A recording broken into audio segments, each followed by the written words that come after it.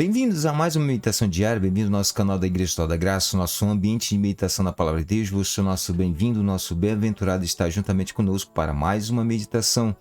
Hoje a nossa meditação diária está no livro do Evangelho de Marcos, no capítulo 11, no versículo 15 diante, que diz: E foram para Jerusalém, entrando ele no templo, passou a expulsar os que ali vendiam e compravam, derribou as mesas dos cambistas e as cadeiras dos que vendiam pombas. Não permitia que ninguém conduzisse qualquer utensílio pelo templo. Também os ensinava a dizer: Não está escrito, a minha casa será chamada casa de oração, será chamada casa de oração para todas as nações. Vós, porém, tendes transformados em covios de salteadores.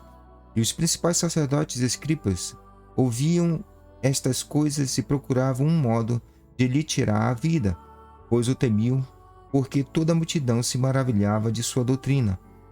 E vindo à tarde, saíram da cidade. Hoje nós vamos falar sobre o que de fato deve ser o templo. E Jesus aqui, ele entrou no lugar mais sagrado de Jerusalém, lugar mais sagrado da religião judaica até os dias de hoje.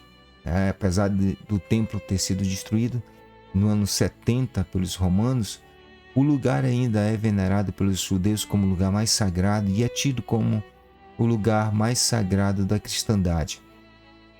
Nós poderíamos parar e nos deter neste texto que nós acabamos de ler e falar sobre o comércio, o mercado, o pensamento religioso, a mercadologia religiosa. Falar muitas coisas que hoje nós vemos acontecer no meio religioso e às vezes serve de escândalos. Vemos certos religiosos vendendo, salvação, vendendo cura, vendendo paz, tranquilidade, vendendo prosperidade, vendendo um monte de coisa. Mas nós não vamos entrar nesse assunto também. O que nós vamos falar aqui é pegar essa ação de Cristo, pegar esse ato de Cristo de purificar o templo, de pegar o chicote e sair quebrando tudo aquilo que não condizia com o templo, não fazia parte do templo, mas que foi colocado, foi imposto pela religiosidade. Nós vamos pegar tudo isso e trazer para as nossas vidas. Vamos nos imaginar como sendo esse templo do qual Cristo entra. E o que ele vai encontrar? Vamos pensar as nossas vidas, vamos pensar a nossa existência como o templo. Quando Jesus entra em tua vida, quando Jesus entra em minha vida, qual é a primeira reação que ele tem? A primeira reação que ele tem é a mesma reação desse templo. De sair quebrando tudo, saindo, removendo tudo, virando bancas. E muitas das vezes nós barganhamos todas as coisas de nossas vidas com Deus. Deus, se tu me der isso, eu faço isso. Deus, se tu me abençoar dessa forma, eu vou te abençoar. Deus, se você me fizer próspero, eu vou da minha prosperidade te dar uma parte, como se Deus precisasse. Essa moeda de troca, tu faz isso para mim, que eu faço isso por ti, é a mesma atitude que os cambistas tinham dentro daquele templo.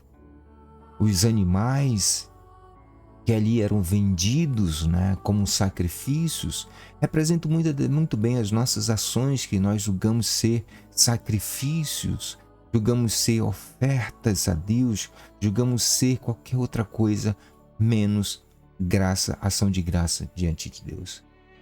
A grande dificuldade hoje que nós temos é de entender as nossas vidas como o grande lugar da habitação de Deus. Entender que esse lugar é um lugar onde nós nos comunicamos com Ele, o lugar onde nós temos a oportunidade de falar abertamente com Deus, sem barganhas, sem negociação, sem sacrifícios. Não é à toa que Jesus Cristo disse que quando nós fôssemos orar, nós deveríamos entrar dentro de nossos quartos, trancar as portas e ali conversar com o Eterno em segredo.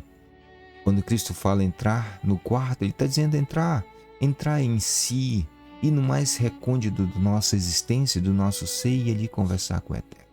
Porque o Eterno, ele sempre esteve conosco, o Eterno sempre esteve dentro de cada um de nós, nós que não o percebemos. O ato de Cristo purificar o templo, remover todas as inconsistências, remover todos os maniqueísmos, remover toda a pseudo-religiosidade, remover toda a idolatria, remover tudo aquilo que não faz parte do templo, ou seja, não faz parte de nós. Quantas pessoas hoje vivem de uma forma idólatra, e aqui da idolatria não falo da questão dos santos, não falo da questão das imagens, não falo da questão das esculturas, mas falo simplesmente da idolatria do ser.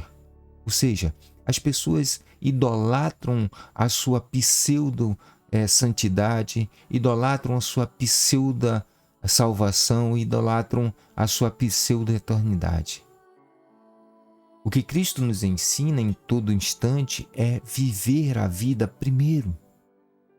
É encarar a vida como ela é.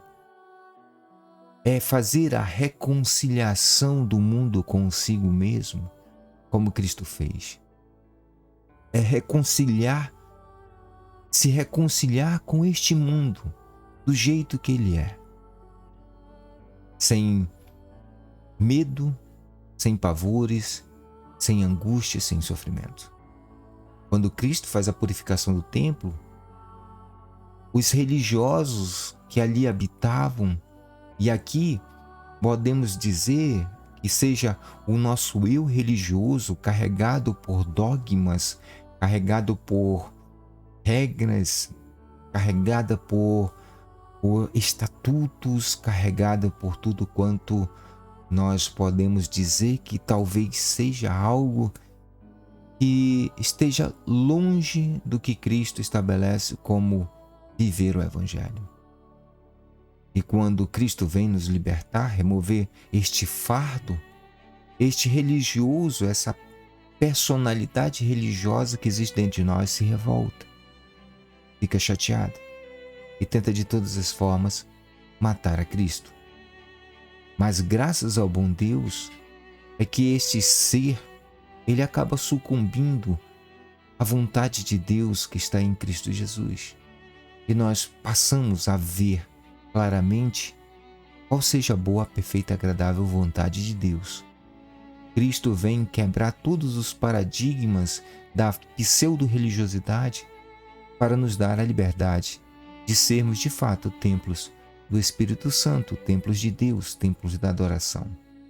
Por isso, nossa vida toda é uma adoração contínua, porque a todo dia nós agradecemos a Deus por aquilo que Ele tem nos dado. Nós possamos ser de fato esse templo purificado por Cristo para a habitação de Deus. Termos essa casa de oração, ou seja, a casa onde nós conversamos com Deus abertamente.